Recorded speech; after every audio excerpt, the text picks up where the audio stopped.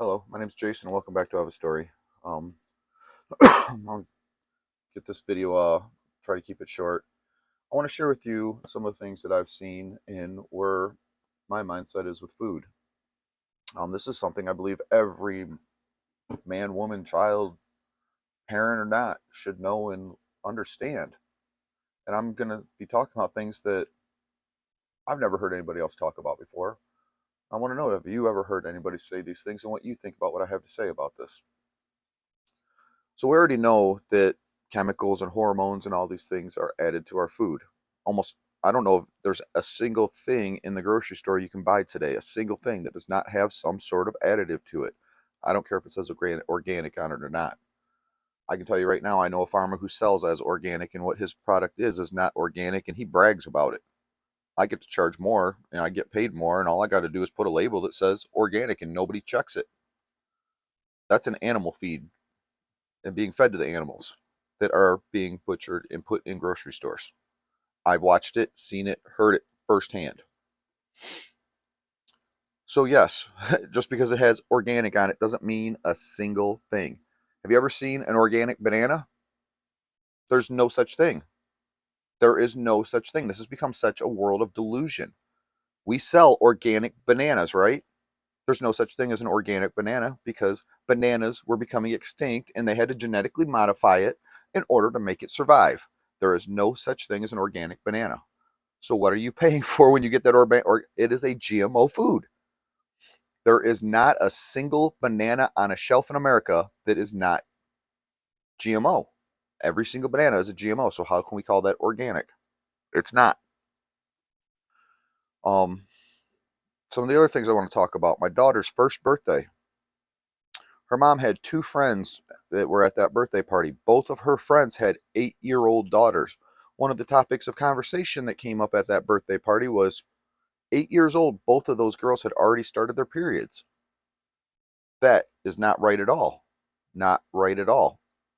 We can see this stuff taking place firsthand in front of our nose, but how many people are doing anything to change their mindset and what they're doing and trying to avoid that for better health and future for their children?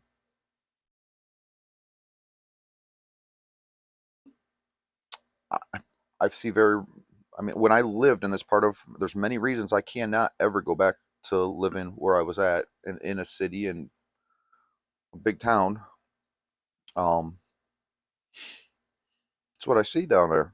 Here where I live, people, they live healthy. They raise their own meat and food and vegetables and produce. A lot of people live off the land here. I mean, kids here actually take days off of school to hunt and fish because that is teaching their children to put food on the table.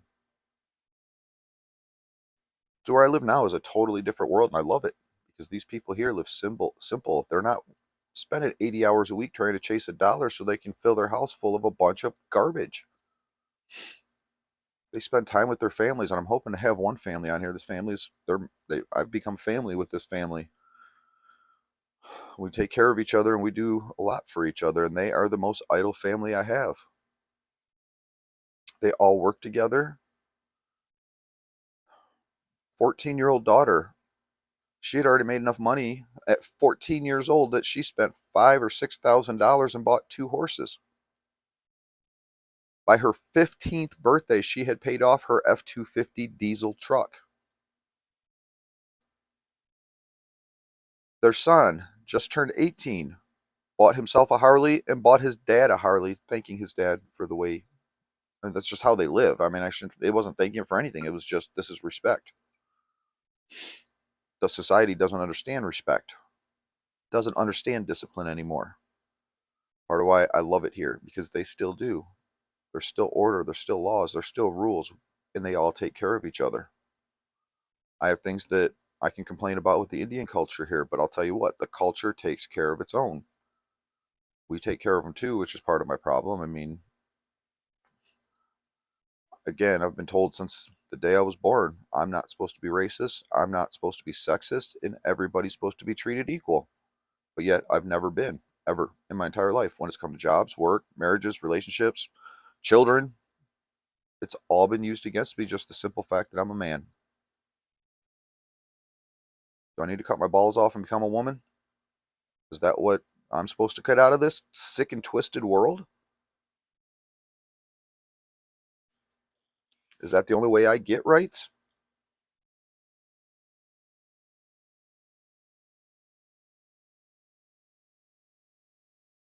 It was a day that was looked at as that's the twisted person.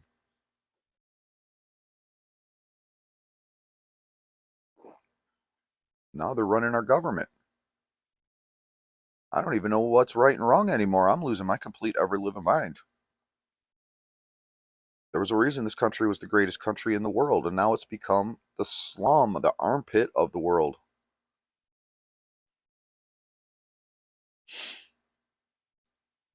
I'm sorry, back with food. So here's something I want to talk about with food too.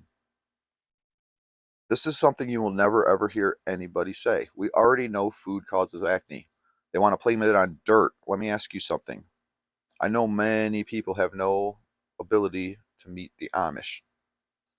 The Amish people want to look at as dirty. They live on the land. They don't use modern soaps and things that we do. They just must be, they don't have running plumbing in a lot of these places, and some of them do. They have a gravity fed system. I've been working with the Amish and learning a lot of really interesting things with them and teaching them things of modern ways that they've had to kind of step up into modern conveniences and running sawmills and teaching them about engines and maintenance and repairs and sharing my knowledge with them. They've been sharing their knowledge with me.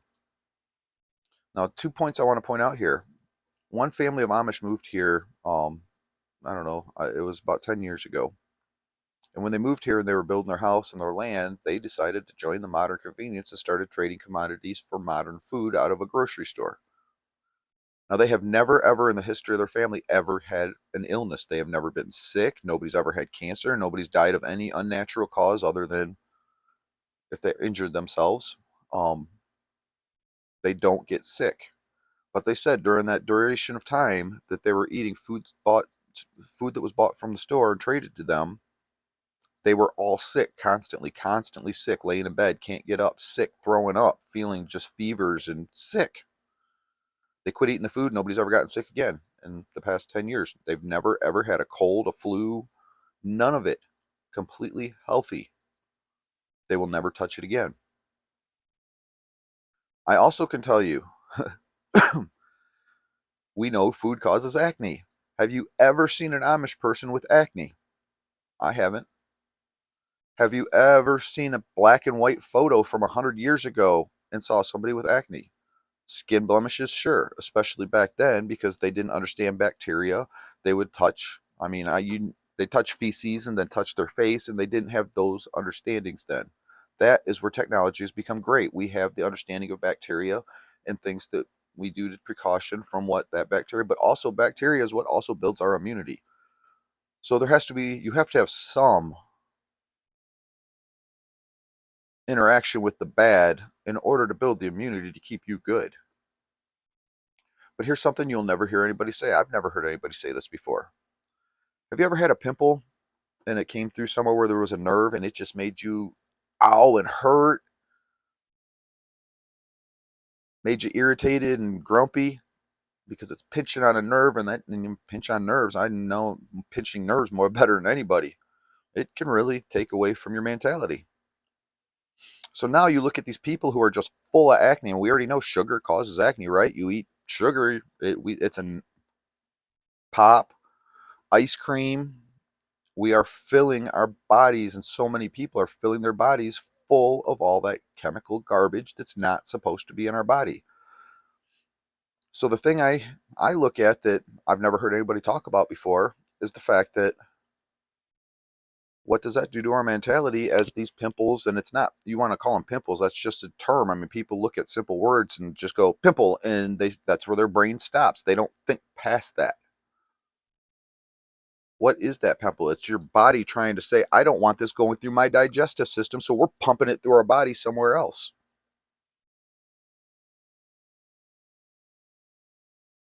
So again, you add a whole lot of stress and anxiety and all the stuff the world's riddled with, but just pimples alone is enough to cause irritation to people and aggravate them. Especially, I mean, we get them mostly in our face, right? You get them in, around your temples, around your nerves, around in here. That all, I mean, your face is full of nerves and blood vessels, and you can't tell me you don't feel it. What you're not seeing and feeling in yourself, because people are not looking at themselves anymore and feeling what's inside. They want, oh, I just want to go play, and can't look past the surface of things, like the surface of your skin and that pimple. um, hold on a second. Um, all right, this is the problem I have too. I'm getting better. I get in front of this. I sit down and I have thoughts in my head, and I can't read. My eyes. I have problems with my eyes, my spine, and I have a lot of problems. So I sit down with all these great thoughts, and I'm all prepped up and ready to go. And then as soon as I hit record, my brain goes blank. I'm getting better with it, but God, and then I get these pains in my body, and I mean, again, I know pain like better than anybody. I don't know how anybody can know pain any better than I do. Um, and it's part of what makes me realize, and part of why I can see this stuff and come out and talk about it and hopefully share this with you, because my brain isn't full of entertainment. I haven't had that, even the luxury of that, let alone the mindset to do so.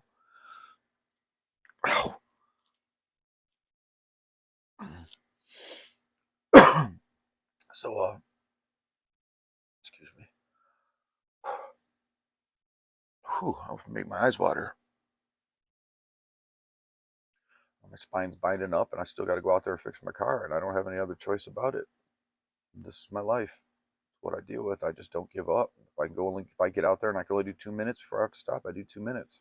If I get 15, 20, hey, every step of the way, I'm making something happen, some sort of progress.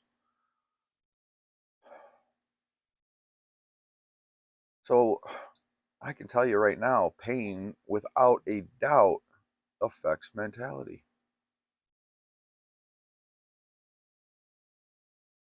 What are these pimples really doing to us as they go through our body and rub on nerves and bulge tissue around those nerves?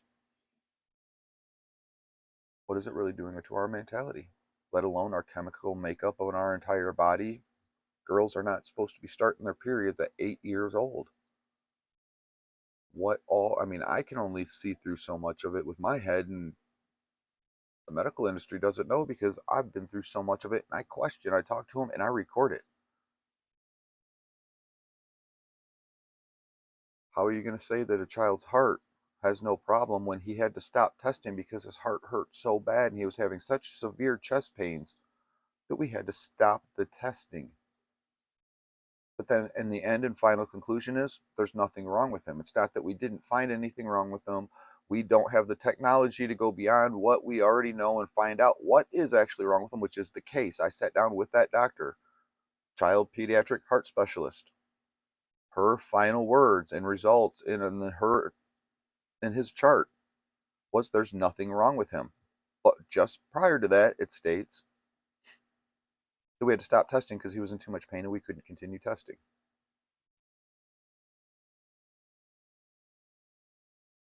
Those are my other videos. God, I got so much to talk about, so much pain in my head and my heart and my kids. This is all so wrong, and that's part of why I am struggling so bad. I am struggling horrible.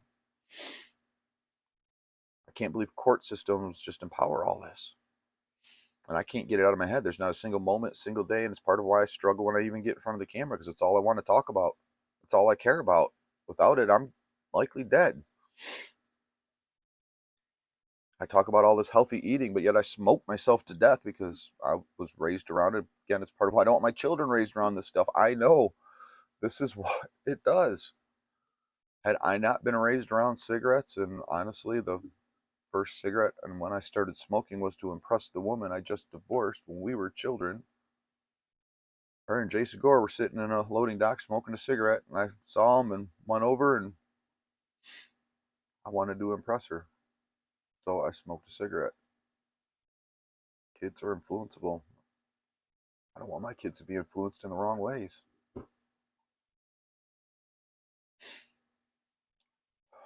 So that's what I want to get out there about food right now. Um, I might talk more in the future, and even over time, the more I learn. But I want my kids to be raised healthy. I want them to be physically healthy. It's not bad to have a cookie or a bowl of ice cream from time to time, but it's not something you just feel, it doesn't become your mainstay of your diet. And that's what my kids are being raised in, because she knows it hurts me. That's why she does it. She does it because she winds them up so they won't sit on the phone when they're loaded full of sugar and just ate a bowl of ice cream, a cake, and giant marshmallows, all while we sit and talk to dad for his 15-minute conversation. Again, shoveling their face full of food and junk food and junk food and junk food, and then it causes them to act out and get in trouble. And God only knows, I've watched this stuff happen for years, and it's wrong, and I'm not going to live with it. I cannot live with this torment in my head knowing that they're living through this. Again, dead children, it still don't matter. Like, I want to die before my kids do. Can't stop. I can't think about that right now. God, I want my kids to be healthy and raised with a healthy mindset, a healthy body.